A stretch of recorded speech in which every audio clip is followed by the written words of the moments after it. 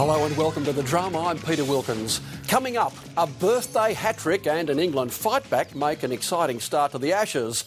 Did one of the world's top soccer coaches order his players to get yellow-carded? And how Russell Crowe may have jeopardised the Rabbitohs deal with Greg Inglis. Our esteemed panel tonight, Scott Wales from ABC News Radio, Amanda Shalala from ABC News 24, and Walkley Award-winning journalist and author of The Captains, Malcolm Knox. Well, first, what a start to the Ashes. Australia was on top after day one at the Gabba, mostly thanks to fast bowler Peter Siddle. He took 6 for 54, including a sensational hat-trick. But England has hit back today, dismantling our top and middle order. Australia, though, was fought back in turn to be 5 for 220 after bad light stopped play with Michael Hussey on 81 and going superbly. Malcolm Knox, the premise was that it was a good toss to lose. That was tested a little bit today, wasn't it, in a mesmerising day? Yeah, and cricket is all about taking your opportunities. It's a cliche, but the opportunity here for Australia is that they have dismissed England cheaply, and they won't feel that they have taken that opportunity unless they score, I would say, about 400 to put themselves in control. That's why this partnership between Hussey and Haddon is pivotal to the result of the match. Amanda, so yesterday Peter Siddle was all over it, but that was really a classic moment, wasn't it? We're going to have a look at it in a moment, not just yet, but your impressions of that day yesterday.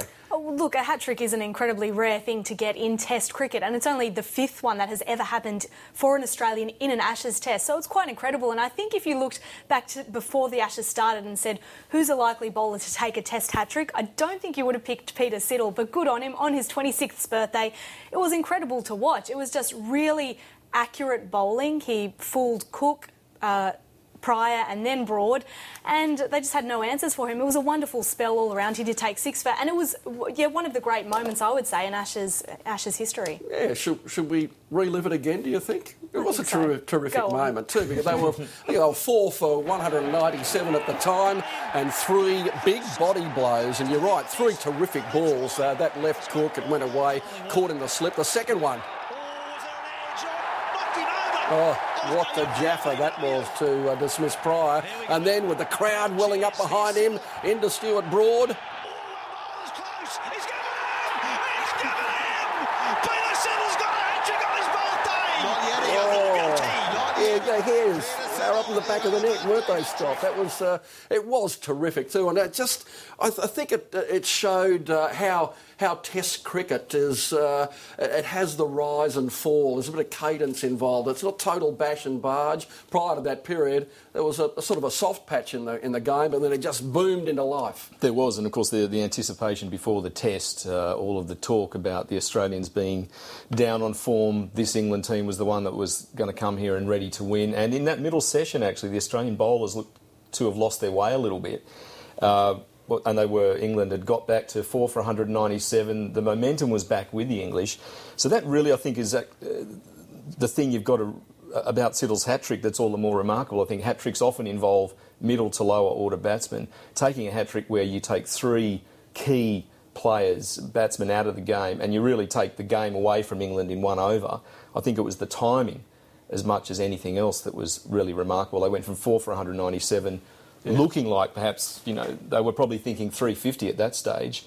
Suddenly they're 7 down, still not at 200. They probably did well to get to 260 in the end. So I think that's what makes it even better, aside, of course, from being on his 26th birthday, which was pretty good. But the wickets that he took, the guys he got out and when he did it, that's what made it great for me. I really love the build-up, Malcolm. You get so many experts. Everybody knows so much about cricket, and the selectors just cop a hammering, don't they? But they did get it right with the Siddle v Bollinger, and probably, too, can give themselves a pat on the back for the introduction of the spinner, Xavier Doherty, who looked pretty tidy. Yeah, well, timing, as you say, is of the essence. And if you'd had me here 48 hours ago, I would have said Australia are going to get slaughtered in Brisbane. And one of the reasons is because they've picked Siddle instead of Bollinger. And so, that's why the selectors are on the... Well, they're not on the big bucks. They're now free, Bollinger's but that's why they're on the small bucks. Bad move. Well, Doug Bollinger still, he could have taken 8 for it. But that's hard to argue against Siddle, though, who did very, very well. And the spinner, how did you see him? Really well, really well. I thought he played... look, it's just the fact of taking 2 wickets, and it doesn't matter who he takes and how he takes them. On his first day as a Test cricketer, he's taken a couple of wickets, and he's taken them for what's his first class average, 48. He's taken 2 wickets for not very many. With a spinner, it's all about confidence, and you saw that with Nathan Horrocks, how his confidence was so up and down. Doherty will look at that and think, well, I've got that the monkey off my back. I've taken wickets. I'm now a taller kid than I was before the game started. Yeah. Now, Amanda, you've been reporting on the action today for News 24. How are you feeling with Australia at 5 for 143? They sort of had a pretty tenuous hold on the match at that point, didn't they, I think? Well, it wasn't looking good. There was, as you said before, a top and middle order collapse, and Australia was in a bit of strife, but Mike Hussey, cometh the moment, cometh the man. He has been under incredible pressure, along with Marcus North, to hold down that middle order spot, and he really stepped up today. He's 81 not out at stumps and has been just in incredible form. He came out, wasn't tentative at all, just played his game from the start, some great shots. He hit a 6 as well quite early on. So if Hussey stays there along with Haddon, then we've got a really good shot of overhauling our first innings deficit and getting in front. But if either of those wickets fall, then Australia will be in some real trouble. Scott, should we talk our way through the wickets today? A good opening partnership. Mind you, the bowling very, very tight. They were conceding around 2 runs and over, the English top-line bowlers. And then Watson went, he was caught. The score was on 78 at that occasion. Good delivery. Ponting next to go in unlikely fashion too, sort of tickling one down the leg side. We expected him to get out playing across the line or get on the pull shot. Slips perhaps, some poor shot selection for sure. Ponting, look, and I don't know what you say now about Marcus North. I guess he's got 1 innings left, doesn't he? And if he doesn't score in the second, then it's no joy. Well, that was Kadich. Brilliant caught and bowled by Steve Finn. That was mesmerising. Now, Michael Clark, he was stitched up today. The bowling was superb when he was at the crease. He only made 9. So Ponting 10, Clark 9. The 2 big guns, both failures. And Marcus North, back to your point there, he just made 1. And we'll come back and see Mike Hussey in just a moment. I think the thing about North is, he's got 1 innings left now. Whether they go with Khawaja or perhaps Callum Ferguson, but his next innings is perhaps his last if he doesn't score. Michael Clark clearly shouldn't have played. He was early. His innings was a struggle. I think he did well to last as long as he did. He played and missed a lot outside off stump, and in the end, the shot that he played getting out was the shot of a man with a sore back. It was a tentative half pull shot, getting caught behind. He looked uncomfortable out there the whole time, and I think really it was the wrong decision for him to play this test. He clearly wasn't fit.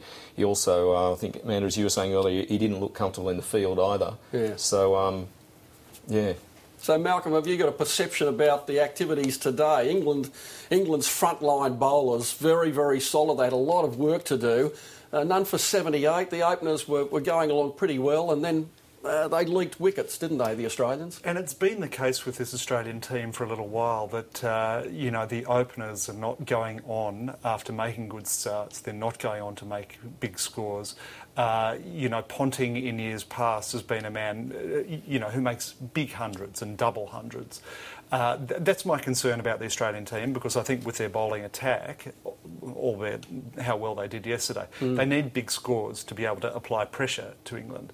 And in order for them to get big scores to defend, they need those key batsmen, essentially Ponting, Clark and Hussey, to bat for 6-8 hours and score 150 plus. So that's why, again, it's really on Hussey to a large degree to convert. I think Hussey, the thing that impressed me about his innings today was he was confident from the outset. He took to Graham Swan very early on, went quickly from about 7 into the 20s.